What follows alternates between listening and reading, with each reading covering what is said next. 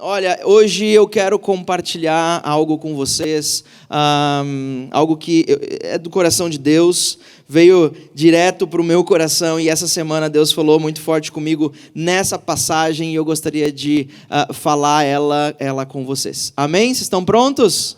Prontos? Certo, então. No Evangelho de Marcos, no capítulo 8, no versículo 1 a 9, a palavra de Deus diz o seguinte: pouco tempo depois, ajuntou-se outra vez uma grande multidão. Como eles não tinham nada para comer, Jesus chamou os discípulos e disse: eu estou com pena dessa gente, porque já faz 3 dias que eles estão comigo e não têm nada para comer. Se eu os mandar para casa com fome, eles vão cair de fraqueza pelo caminho, pois alguns vieram de longe. Os discípulos então perguntaram: como vamos encontrar nesse lugar deserto comida que dê para toda essa gente? Jesus disse: quantos pães vocês têm aí? 7, responderam eles. Aí Jesus mandou o povo se sentar no chão, depois pegou os 7 pães e deu graças a Deus. Então os partiu e os entregou aos seus discípulos, e eles distribuíram ao povo.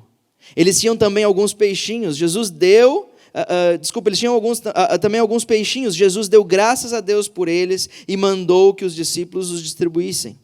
Todos comeram e ficaram satisfeitos. E os discípulos ainda encheram 7 cestos com os pedaços que sobraram. As pessoas que comeram eram mais ou menos 4.000. Amém? Vamos orar? Vamos orar? Feche seus olhos. Senhor Jesus, obrigado pela Tua palavra. Obrigado, Senhor Jesus, porque nós estamos aqui e hoje nós queremos ouvir a Tua voz. Pai, em nome de Jesus, te faz presente aqui hoje, abre os nossos ouvidos espirituais para ouvir mais do que aquilo que os nossos ouvidos naturais escutam, e abre os nossos corações para receber a Tua palavra. Pai, nós queremos sair daqui diferentes do que entramos. Por isso, Espírito Santo, Tu tens total liberdade nesse lugar, e a família de Deus diz: amém, amém. Quem já conhecia esse texto? Quem já conhecia essa história? Essa é a segunda multiplicação milagrosa das 2 que Jesus fez. A primeira multiplicação, se eu não me engano, nós encontramos também no Evangelho de Marcos, mas no capítulo 6, se eu não me engano, mas essa é a segunda multiplicação milagrosa de Jesus, e tem nessa multiplicação, nós temos vários elementos que sinceramente vai explodir a sua cabeça da palavra de Deus. Você está pronto para isso? Existem 3 personagens nessa história. Não sei se vocês repararam, nós temos claro, existem muito mais, né? Nós falamos que tinha mais de 4.000 pessoas, mas 3 personagens ou 3 grupos de personagens. Estava, em primeiro lugar, Jesus, obviamente, havia a multidão, e estavam os discípulos. Nós poderíamos olhar esse texto da perspectiva de Jesus, olhando para a história. Nós poderíamos olhar esse texto da perspectiva da multidão, olhando o que estava acontecendo e recebendo provisão diretamente da parte de Jesus, das mãos de Jesus. Mas hoje eu quero olhar com vocês esse texto através da perspectiva dos olhos dos discípulos de Jesus. E eu quero tirar desse texto algumas coisas que com certeza vão servir para a minha e para a sua vida. E por isso o título dessa pregação hoje é 1% para o milagre. Diz comigo: 1% para o milagre. 1% para o milagre. Deixa eu perguntar uma coisa para vocês. Vocês já estiveram dirigindo o carro ou estiveram dentro de um carro, algum meio de transporte em que o combustível estava prestes a acabar? E aí você começa a procurar posto de combustível. Alguns estão rindo, né? Dizendo: nossa, isso acontece muito.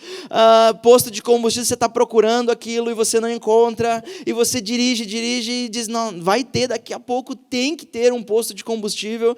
E aquilo já baixou, a marca estava aqui, o ponteiro já passou da marca. E você olha e diz: nossa, eu não sabia que meu carro andava com vento. E ele começa a andar só com o ar. Você já começa a deixar em ponto morto para ver se aquele negócio anda mais, sem gastar combustível. É uma situação, dá um nervoso, né? Dizendo: não acredito que hoje eu vou ficar sem combustível. E é pior ainda quando isso acontece porque você só esqueceu de parar no posto de combustível. É ou não é?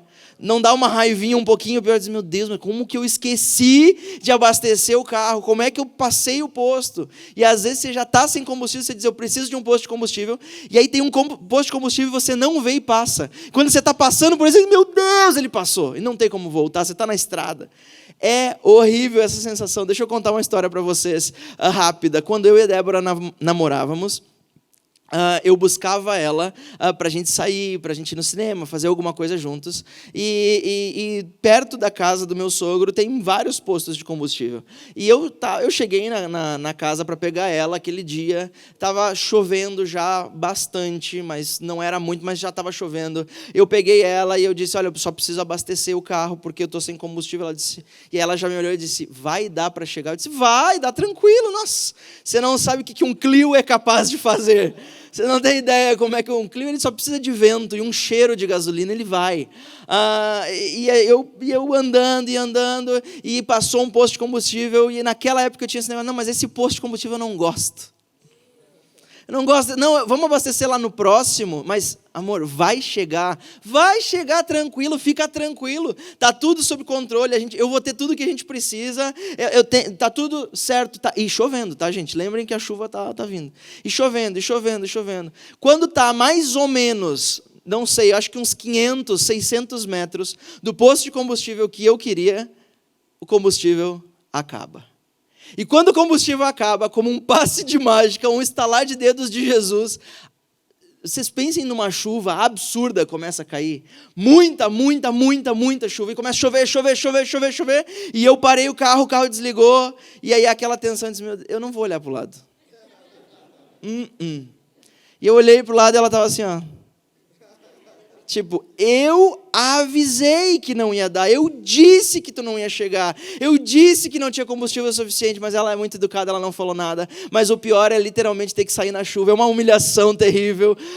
Saiu na chuva assim, mais ensopado assim, e eu fui, busquei uma garrafa, busquei o combustível e vim caminhando na chuva, aquela cara de triste, sabe? Assim, com a garrafa, eu não conseguia olhar para o vidro, e eu olhava e ela estava lá no painel, assim, botei o combustível, tivemos que voltar, deixei ela em casa, eu fui para minha casa trocar de roupa, porque não tinha como, completamente ensopado, eu não tinha o necessário para continuar a viagem, mas eu achei que dava. Vamos aos fatos dessa história para tudo isso fazer sentido. Nós temos esse grupo enorme de pessoas que estavam há 3 dias ouvindo a mensagem de Jesus. Há 3 dias eles estavam com Jesus, e é isso que o texto nos mostra. E Jesus disse que alguns deles, ou vários deles, vinham de muito longe para ouvir Jesus, para estar com Jesus.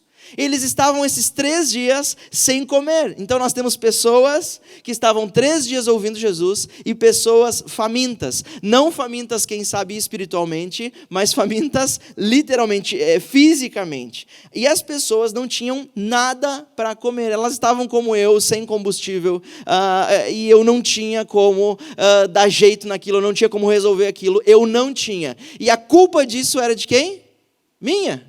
Eu não tinha combustível por causa da minha culpa de não ter parado no posto de combustível. Foi minha culpa. E as pessoas, elas estavam sem alimento. Elas não tinham alimento. Elas não se prepararam para alimento. E sabe, durante esses 3 dias, Jesus estava alimentando essa multidão espiritualmente, mas agora Jesus, ele decide que ele não vai mais alimentar somente espiritualmente, mas ele vai alimentar fisicamente essas pessoas. É a ideia que Jesus tem. E ele olha e diz, vamos fazer isso. Deixa eu fazer um parênteses aqui naquilo que nós estamos falando hoje, mas deixa eu te falar uma verdade bíblica. Quando nós gastamos tempo, quando nós investimos tempo, investimos os nossos recursos da nossa vida sentimental, do nosso tempo, dos nossos dons, para parar e ouvir a voz de Jesus, ainda que nós gastemos a nossa energia de deslocamento, a nossa energia física, a nossa energia emocional e espiritual, quando nós decidimos chegar ao encontro de Jesus, Jesus nunca nos manda embora famintos. Preste atenção nisso. Se você nessa manhã decidir gastar tempo para se aproximar de Jesus, está decidido. Ele nunca vai te mandar embora faminto, ele nunca vai te mandar embora sem nada.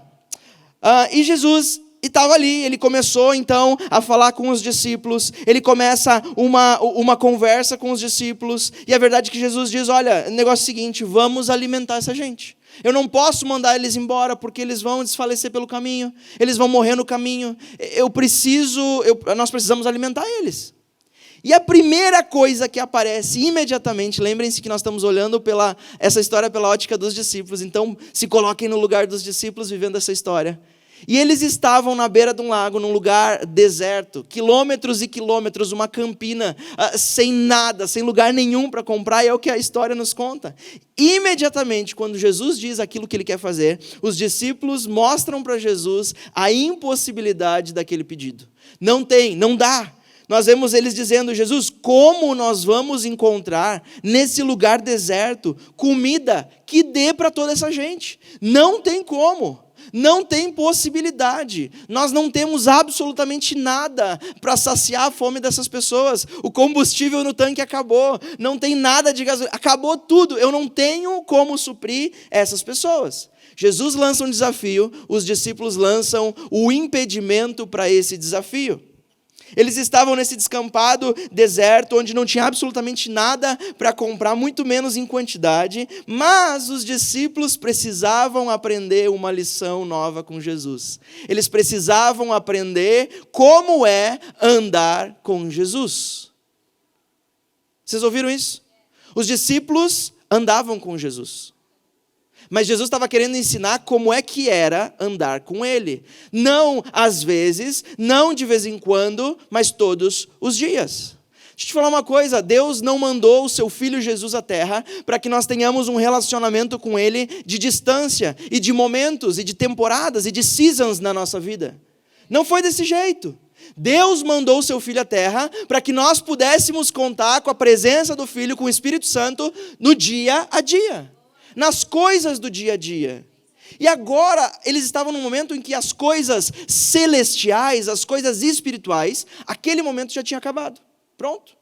As pessoas já estavam supridas. Jesus já tinha suprido espiritualmente as pessoas durante 3 dias. Mas agora, as coisas do dia a dia precisavam começar a fazer sentido. Sabe, deixa eu te fazer uma pergunta. Você conta com a presença do Senhor Jesus na tua vida no dia a dia? Nas coisas do dia a dia? Porque Ele não está interessado apenas que você conte com Ele nas grandes decisões, nos grandes temas da vida, nas grandes coisas, em grandes momentos da sua vida. Jesus está interessado em compartilhar o dia a dia comigo e com você. E é essa lição que os discípulos precisavam aprender. Eu e você, nós precisamos também aprender nessa lição como que é a vida com Jesus. Nós precisamos aprender o que é esperar por Jesus, o que é esperar dele. Precisamos aprender como reagir diante dos desafios, das impossibilidades do nosso dia a dia. Como vamos reagir aos desafios?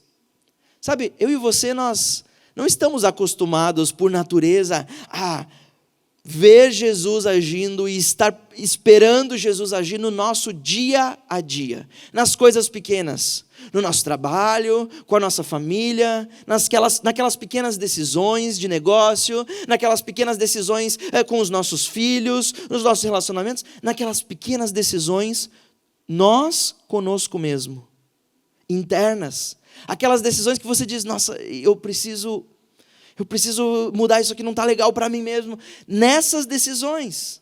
E essa era a lição valiosa que Jesus estava prestes a ensinar para esses discípulos. E eu quero aprender essa lição junto hoje com vocês através desse texto. Quem quer também? Quem quer também? Ok, amém. Lições sobre andar com Jesus. Vamos aí. Essa é a primeira lição que eu consigo encontrar nesse texto. A primeira lição que Jesus mostra para esses discípulos e começa a mostrar da sua essência, de quem Ele é e de como uma pessoa que anda com Jesus Cristo deve se tornar, é que necessidade gera compaixão, que gera desafios. Necessidades geram compaixão no coração de Jesus. Sabe, às vezes no meu e no seu coração pode ser que a necessidade de outros não gere compaixão. Mas às vezes as nossas próprias necessidades geram compaixão em nós mesmos. Mas deixa eu te falar uma coisa, quando as nossas necessidades vêm até a presença de Jesus, quando nós colocamos e depositamos diante dele as nossas necessidades, como essa multidão que tinha uma necessidade de ser alimentada, a questão ali era crítica. Não era só servir alguma coisinha, não era uma bolachinha, um café e um chá no lounge de boas-vindas, não, era uma necessidade física. Porque Jesus disse, eu estou com medo de que esse povo vá embora e desfaleça, morra pelo caminho, caia no caminho. E eu não quero que isso aconteça, porque ninguém vai sair da minha presença sem estar completamente saciado. Eu já saciei espiritualmente, agora é a hora de saciar fisicamente. Jesus está no negócio de nos saciar 100%. Não somente no teu espiritual, mas também no teu dia a dia. Jesus quer nos saciar. Quantos estão felizes com essa notícia? Amém. E essa é a primeira coisa que os discípulos precisavam aprender e entender de Jesus. Quando o povo lança suas necessidades nos pés de Jesus, diante de Jesus, a necessidade gera sempre, é o caráter de Jesus, é o caráter de Deus, compaixão. Gera compaixão, só que compaixão sozinha não faz nada. A compaixão precisa gerar desafios, e era isso que Jesus estava fazendo.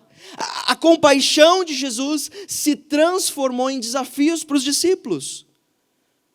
Vamos colocar dessa maneira, compaixão é esse sentimento, mas desafios é a forma prática de solucionar o problema da compaixão. A verdade é que Jesus, nós vimos no texto que Jesus diz, eu preciso dar comida para essas pessoas. Os discípulos dizem, como nós vamos fazer isso? Nós não temos como fazer isso. Olhem ao redor, Jesus, lugar deserto, não tem comida, não tem onde conseguir tanta comida assim, é impossível. E a primeira pergunta, a resposta de Jesus a essa constatação dos discípulos, da impossibilidade, da falta de comida e de não conseguir solucionar o problema, é a seguinte, o que vocês têm aí? Quantos pães vocês têm aí? Jesus sabia que tinha pão. Eles disseram, não dá, não tem nada. E aí depois eles dizem, nós temos 7 pães. 7 pães. Basicamente, um pão daquela época era mais ou menos desse tamanho, era um pão fino, sem fermento, e basicamente essa era a ração para 2 pessoas, para um dia, certo?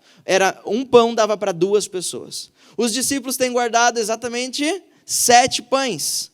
7 pães. Vocês sabem que 7 na Bíblia, na palavra do Senhor, é o número de Deus, é o número da perfeição, é o número de tempo que Deus demorou para criar o universo e tudo que nós conhecemos, 7 dias. 7 dias é a perfeição. Jesus olha e diz, 7 é mais do que suficiente para alimentar 4.000 pessoas.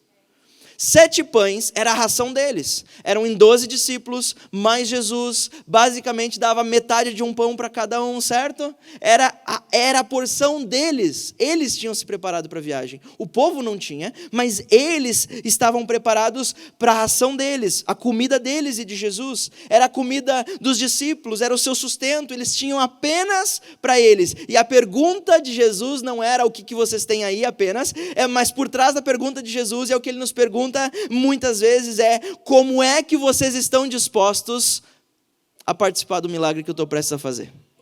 O que vocês têm na mão que vai servir como um milagre para outras pessoas? Com o que vocês estão dispostos a contribuir para verem o milagre acontecer? Os discípulos apresentaram uma impossibilidade prática, Jesus devolve a pergunta, o que vocês têm aí? Como vocês poderiam ajudar? Jesus estava dizendo para os discípulos, não tentem passar a responsabilidade para outra pessoa, não digam que ajudaria se tivesse mais para dar outra hora, não digam que nessas circunstâncias é impossível ajudar, peguem naquilo que tem e deem, e vamos ver o milagre acontecer.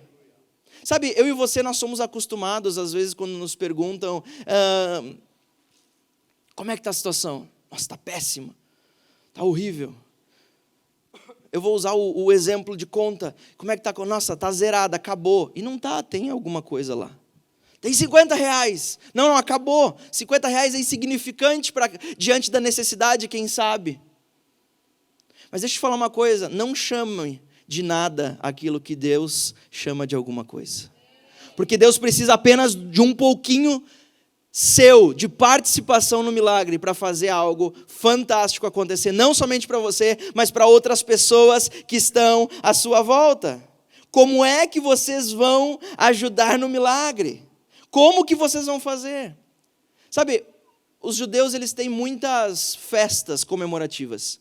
E uma das festas que eu mais gosto, ou que eu acho mais lindas, por assim dizer, é a festa do Purim. Eu não sei se vocês já ouviram falar, mas a festa do Purim, ela acontece, se não me engano, 12 ou 14 de março ainda, e ela comemora a libertação do povo de Israel, aquela libertação que nós vemos lá no livro de Esther.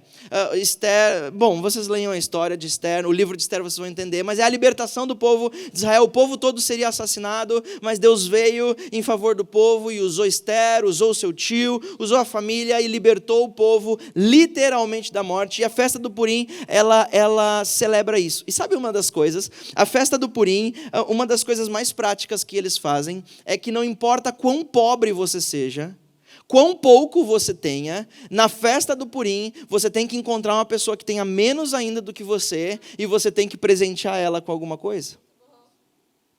Essa é a festa do Purim. É lindo, é maravilhoso. Sabe, é uma festa literalmente para dar presentes. Não importa o quão pouco você tenha, sempre você pode encontrar alguém que, quem sabe, tenha menos que você e você vai dar um presente. Deixa eu falar uma coisa para vocês. Jesus não tem tempo para o Espírito que espera até que todas as circunstâncias estejam perfeitas antes de pensar em ajudar, antes de pensar em caminhar, antes de pensar em avançar.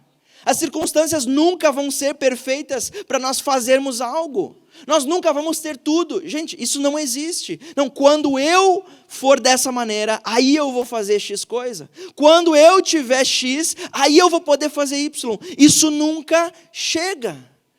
Isso nunca chega. Jesus sempre está preocupado e dizendo, agora é a hora de vocês verem um milagre. O que vocês têm nas mãos agora? Aquilo que vocês têm hoje, aquilo que eu e você temos hoje, é mais do que o suficiente para Jesus fazer alguma coisa.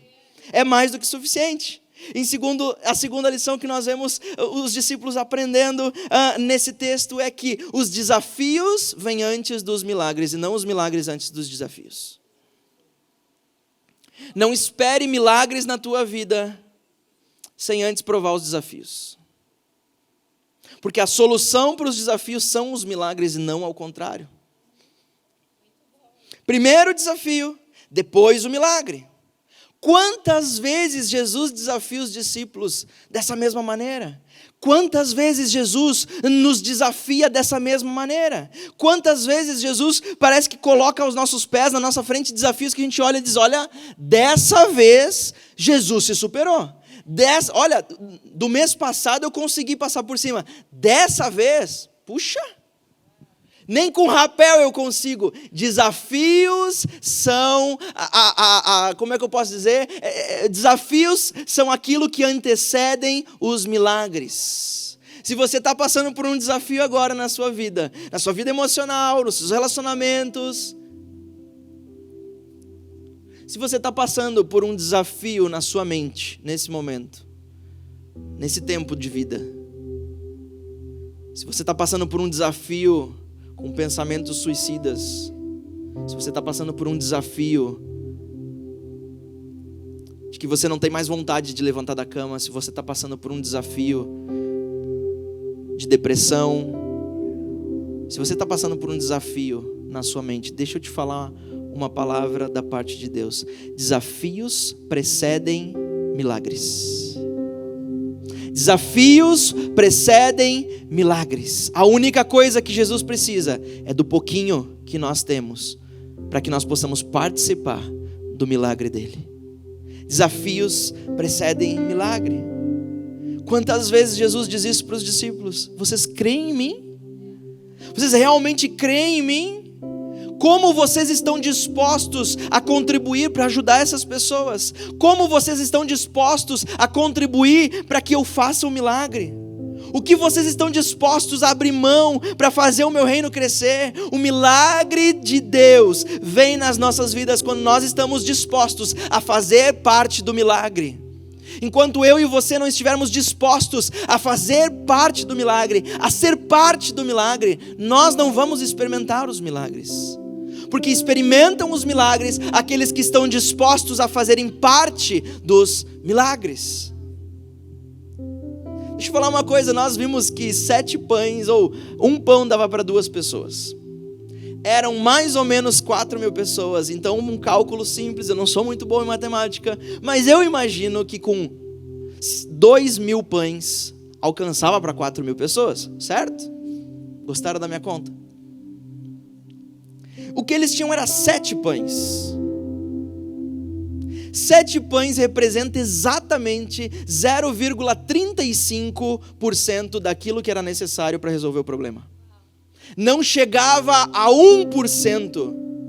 Não dava 1%. Eles não tinham condição física, eles não tinham condição ali de sustento, nem 1% para dar conta daquilo que o povo precisava. Eles não alcançavam, era insuficiente. O que você tem nas mãos agora? Qual é o teu 1%? Qual é o teu 0,35%? Gente, eu não sei se ficou claro, mas ninguém aqui está falando sobre dinheiro. Eu estou falando sobre a tua vida. O que você tem na sua vida? O que você pode entregar para Jesus e dizer: Jesus, isso aqui é pouco, isso aqui é pequeno, isso aqui não é suficiente para mim viver os melhores dias nessa terra contigo. Isso aqui não é suficiente para mim reconectar com a minha família. Isso aqui não é suficiente para a minha saúde. Os médicos não têm o suficiente para a minha saúde. Jesus está perguntando: o que é que tu tem nas tuas mãos agora? Porque eu quero o que tu tem nas tuas mãos agora. E aí sim, tu vai participar do meu milagre. Qual é o teu 0,35%? Qual é o teu 1%?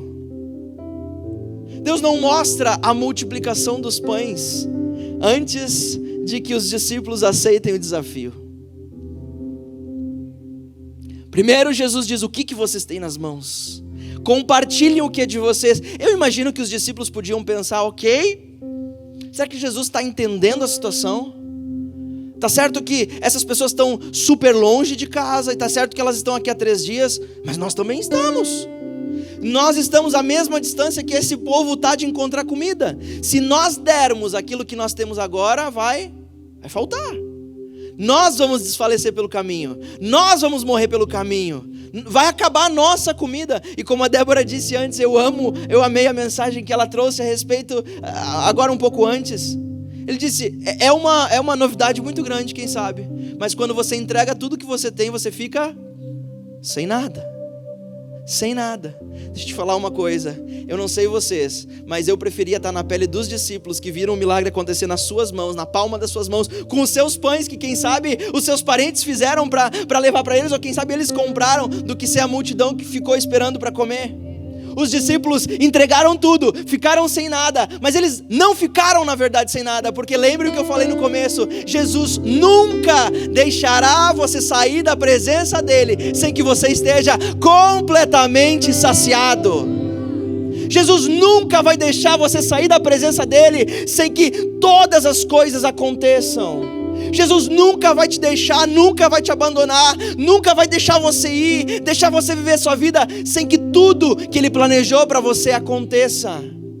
Mas você precisa estar disposto, nós precisamos estar dispostos a entregar o nosso 1%. Mas Jesus, é pouco, é pequeno, não é suficiente. Nas minhas mãos pode ser. São 7 pães, precisa de 2.000. Deixa para mim que eu vou fazer a coisa acontecer. Eu pego 7, eu faço o que eu quiser. Se tivesse 4, 5, 6, 10, 15, Jesus é capaz de nos alimentar sempre. Deus não mostra a multiplicação antes de aceitarmos o desafio. Mas o que você está querendo dizer com isso de forma prática, Will? Você quer multiplicação no seu casamento? Aceita o desafio do perdão. Você quer multiplicação na sua saúde física? Você quer multiplicação na sua saúde financeira? Aceita o desafio de confiar nele. Jesus quer o teu 0,35, o teu 1% hoje, para que Ele possa fazer o milagre acontecer na tua vida. Em terceiro e último lugar, a lição que nós vemos Jesus ensinando para os discípulos e que eu quero aprender hoje é que milagres trazem abundância. Milagres trazem abundância. No versículo 8 nós lemos o texto, o narrador, quem está escrevendo, o escritor, Marcos escrevendo e contando e dizendo: e depois que os milagres aconteceram, todos comeram e ficaram satisfeitos, e os discípulos ainda encheram 7 cestos com os pedaços que sobraram. Deixa eu ler de novo para vocês. Todos comeram. Ponto. E todos ficaram satisfeitos. Não comeram um pouquinho, comeram o suficiente para dizer: eu estou satisfeito, não aguento mais comer. Todos ficaram satisfeitos. Quando nós entregamos o que nós temos para ver o milagre acontecer, todos à nossa volta são beneficiados. Deus está no negócio de curar através de nós. Deus está no negócio de suprir através de nós. Deus está no negócio de expandir o seu reino através de nós. Não um pouquinho para cada um, mas o suficiente para ficarem satisfeitos. Deus não tem migalhas para nós. Deus tem fartura para mim e para você. Ah, mas eu preciso encontrar alguém para fazer uma família. Deus não tem o pior para ti, Deus tem o melhor para ti. Não espere migalhas de Jesus, não espere milagres pequenos de Jesus. Espere que Ele mude o rumo da tua história, porque Jesus veio à terra para fazer tudo diferente. E Jesus olha para o seu povo com compaixão e diz: vocês estão miseráveis, vocês não têm nada, vocês não se prepararam, vocês estão comigo, vocês não têm o que comer. Não tem problema, eu vou suprir o que vocês precisam e vou fazer sobrar para provar o meu ponto. E o meu ponto é: eu sou Jesus que quero andar dia a dia com vocês. Eu sou Jesus que quero multiplicar as coisas pequenas da vida de vocês. Eu sou Jesus que quero ser contatado, lembrado, não somente nas decisões grandes, mas eu sou Jesus que, se você precisar de pão, conta comigo. Você precisa de peixe, conta comigo. Você precisa de comida, conta comigo. Você precisa de dinheiro para pagar a conta do gás, conta comigo. Conta comigo. Esse é Jesus. O que sobrou, ainda encheram 7 cestos. Eram 7 pães, mas depois do milagre ainda sobraram 7 cestos cheios. Será que Jesus não podia ter suprido tudo e ter acabado certinho na última pessoa? Podia ou não podia?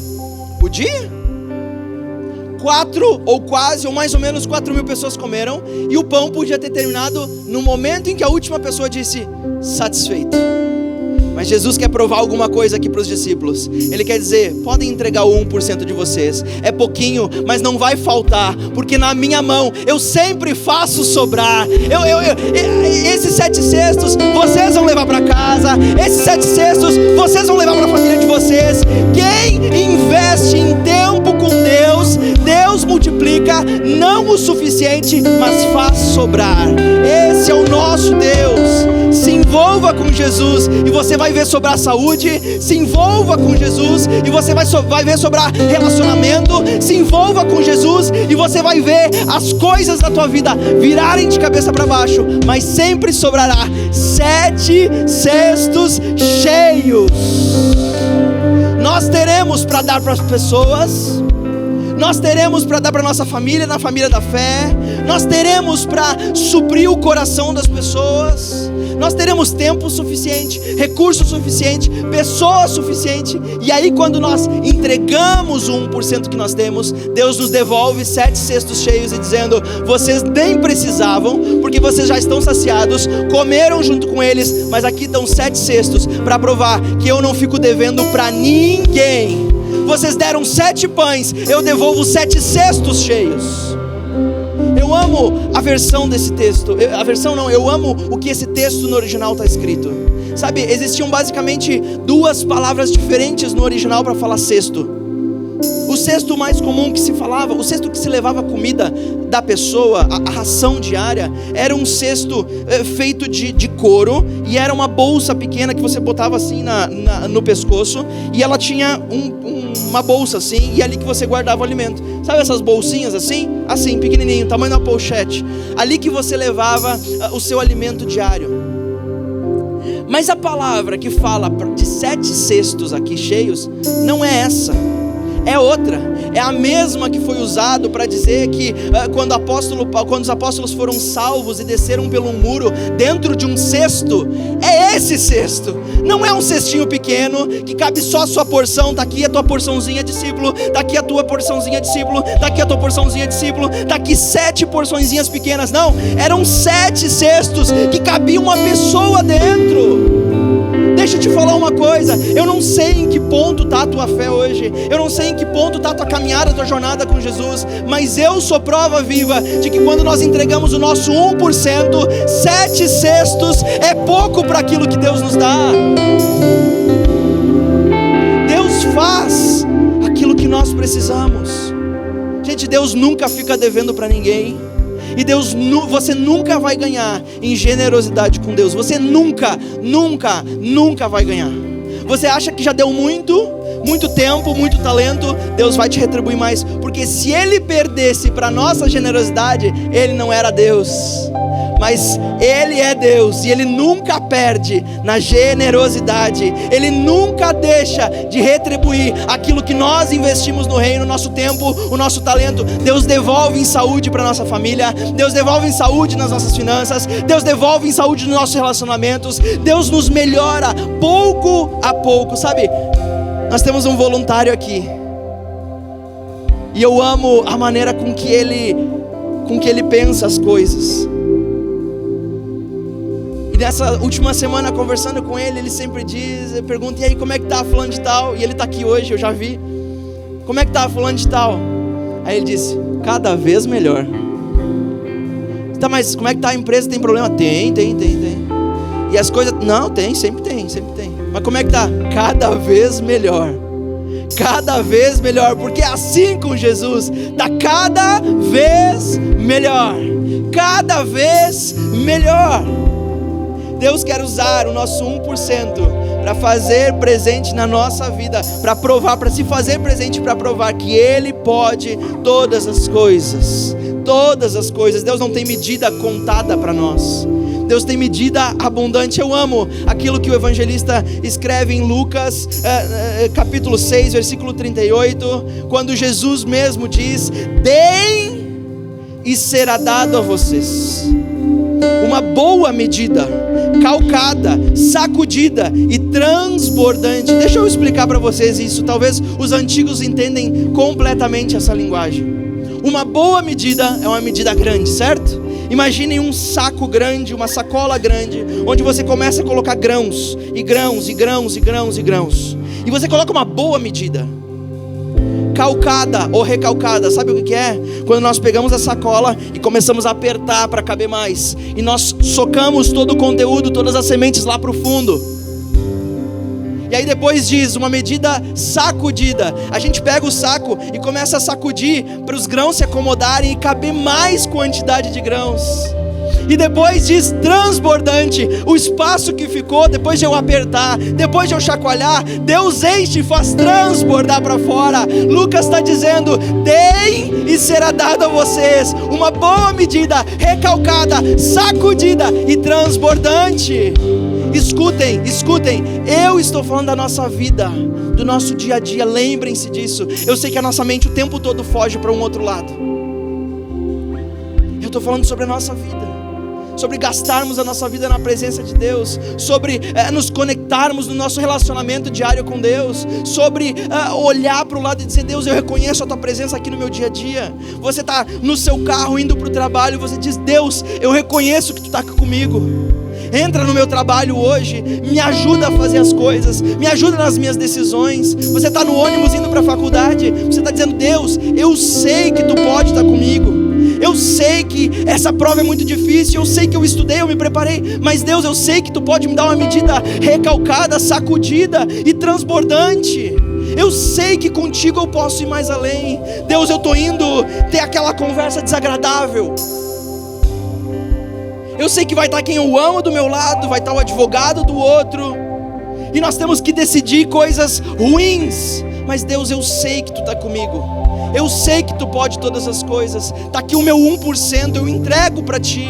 eu dou o controle para ti, e eu sei que tu podes fazer 7 cestos cheios desse meu 1%.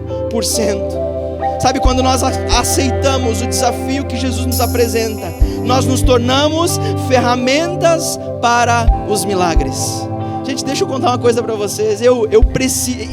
Quando eu chegar no céu, tem muitas perguntas que eu quero fazer para Jesus, mas eu também tenho muitas perguntas para fazer para os discípulos, e uma delas é chegar e dizer: Pedro, Pedro, como é que foi? Como é que foi a sensação de você pegar um pedaço de pão na sua mão, quebrar um pedaço e dar para uma pessoa? Você abre a mão, o que acontecia? O pedaço fazia de novo, ou você ia dando e simplesmente não acabava? Como é que era isso? Gente, viver o milagre é ver ele acontecer nas suas mãos. Não são as suas mãos que estão fazendo, não é você que está fazendo, mas é Jesus, aquele que você disse: ok, conta com o meu 1%, é Ele que faz. Então prova dos meus milagres, experimenta os meus milagres para ti, para tua família, para os teus amigos, no teu trabalho. Fala do meu amor, experimenta os meus milagres. Não vamos mais perder tempo resistindo ao convite de Jesus. Vamos hoje aceitar os desafios que Ele está nos apresentando. Sabe, na segunda-feira você tem coisas a responder, você tem decisões a tomar, você tem coisas que você precisa fazer. Aquelas que você, na verdade, tem vontade de dizer: quer saber uma coisa? Se segunda-feira não existisse, parece que os problemas iam junto e eu não tinha que tomar nenhuma decisão dessa. Você vai ter que tomar as decisões, porque os desafios não somem. Muito pelo contrário, é Jesus que planta ele na tua vida. Às vezes nós dizemos: Deus, me dá mais paciência, eu não consigo falar com os meus filhos, eu grito, me dá mais paciência. Sabe o que Deus dá quando nós pedimos mais paciência? Mais oportunidade de exercermos a paciência, porque Deus primeiro dá o desafio para depois nós vermos o milagre. E na segunda-feira você vai ter que tomar decisões, mas saiba de uma coisa: Jesus está com você. Basta você dizer: Jesus, eu conto contigo, me mostra o caminho, me diz como fazer, me diz como é que eu partilho esse pão, me diz como que eu faço isso. O meu 1% está aqui. O teu 1% hoje pode ser o teu controle absoluto sobre a tua vida.